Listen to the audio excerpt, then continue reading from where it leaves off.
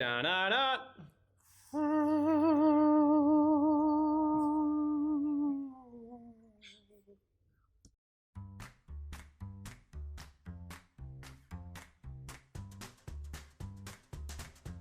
Beauty.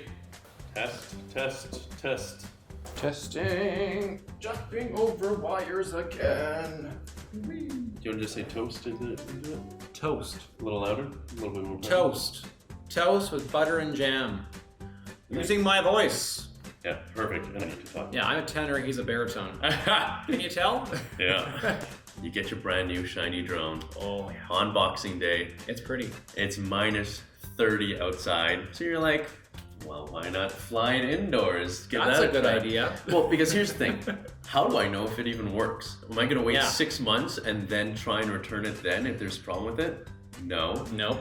So what do? Well, for me, I had the genius idea of launching it in my 900-foot square apartment and scaring the living bejesus out of my cats.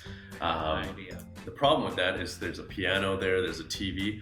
All of a sudden my compass calibration isn't what it should be. Nope. It's warning me, but I'm like, you know what, I've already committed to flying the drone. And then it starts drifting towards the couches, and you're like, you know what, I don't even know how to hand catch. Yeah. I might lose a hand because these propellers are going so quickly.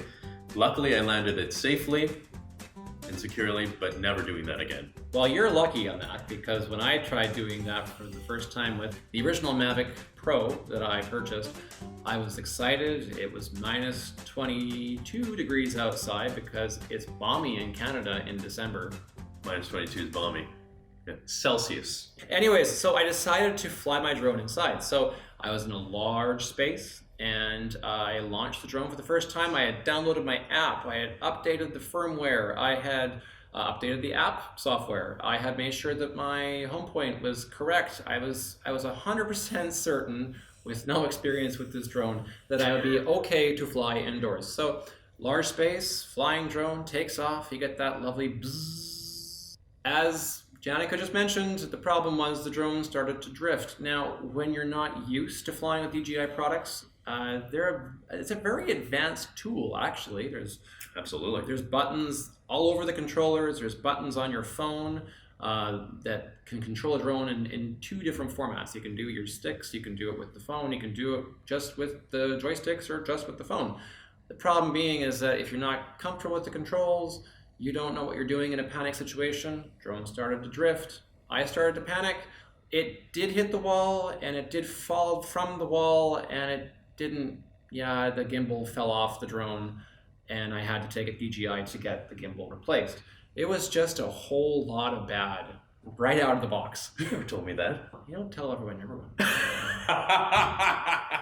Anyways, I got the drone fixed, and I vowed to myself I will never fly indoors unless I have prop guards, and I have flown many, many hours since then. I still don't promote flying indoors. It's a bad idea. I feel like I'm pretty secure with flying the drone. I also have my pilot's license, so... You have a pilot's license? Yeah, you don't tell everyone everything, like you said. But for me, I don't fly drones inside.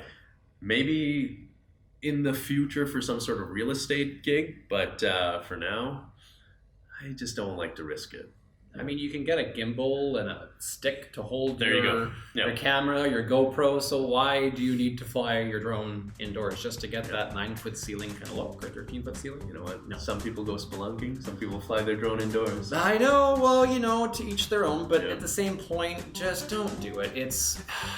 You run the risk of all kinds of things. Magnetic interference, incorrect geofencing. The map is built into the drone. It sometimes interferes with its surroundings. If you're indoors, it misplaces the drone.